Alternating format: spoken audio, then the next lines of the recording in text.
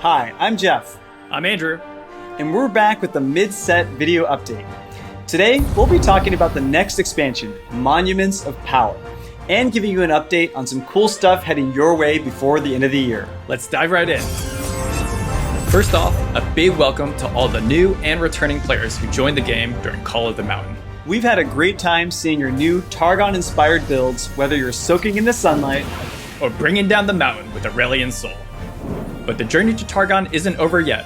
Another expansion is coming in just 2 weeks. Our new release schedule has fresh cards coming at you every 2 months, with a big expansion that introduces a new region every 6 months. Our hope is that you find something new you're excited to try with each expansion. In that spirit, today we're kicking off the Monuments of Power reveal with an entirely new card type, Landmarks. With Call of the Mountain, the theme of climbing the iconic Mount Targon got us excited to explore other locations and wonders throughout Runeterra. We thought these cards could exist in a different design space than other card types, with a mix of new mechanics as well as cool, lore-based concepts. Let's take a look at our first Monuments of Power reveal, and the first ever landmark, the Vaults of Helia.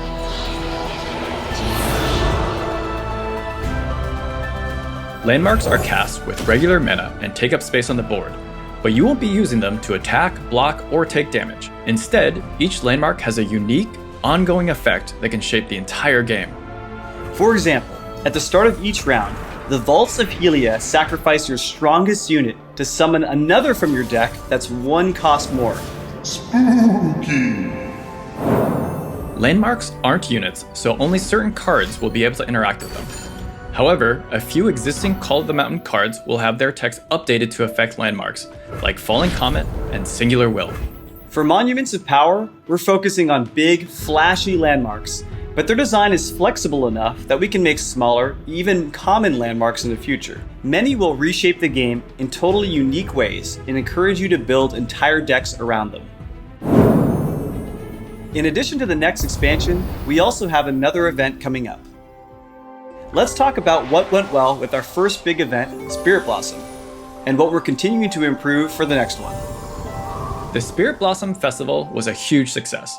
We got a lot of positive feedback around the Spirit theme and the Bestow Lab, and we saw a ton of players participating to unlock the various event rewards. I also appreciate seeing the Spirit Blossom emotes make it to the top tier of many emote power rankings. To be honest, that was the only reason we did the event. We set out to create new cosmetic content that was worth collecting, and high-quality ways to personalize your Legends of Runeterra experience. Spirit Blossom has also encouraged us to continue investing in events and cosmetics, and see if we can make each one something you don't want to miss.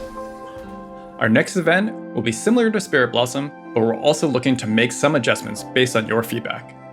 We saw that some players felt like the optimal way to complete quests was to grind out a bunch of games, or they felt like a reward was just out of reach because they missed a day or 2 of wins. So for the next event, we'll be improving quests, daily win bonuses, and even the rewards you get along the way. As for the theme, the next event will have a very different tone than the Spirit Blossom Festival. That's all we can say for now, but the exact date and more details are coming soon.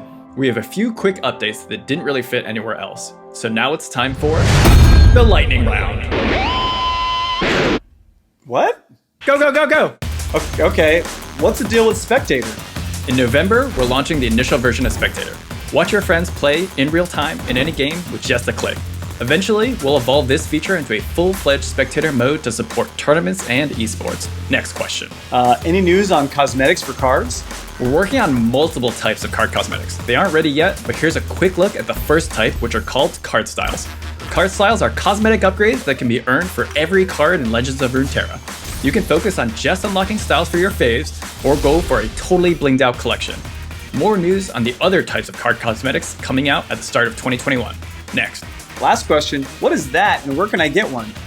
It's a baby Infernal Drake. His name is Charlie, and he is mine. Oh man. But you can get yours next patch, I guess. Awesome. And that's it for the lightning round. But we've got one last announcement before we go. Seasonal tournaments. Seasonal tournaments are, you guessed it, tournaments that happen at the end of each season.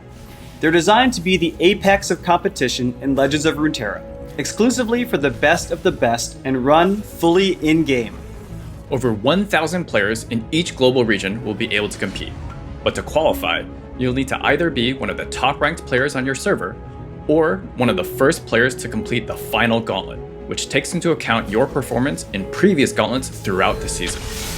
The goal is to have a couple different ways for competitive players to earn a spot in each tournament. Some players can put in lots of hours and climb their way to the top. Others might have less time to dedicate, but the skill to pull off difficult consecutive wins. Either way, if you've got the skill, you've got a shot. We'll share much more information about how to qualify and compete in another video.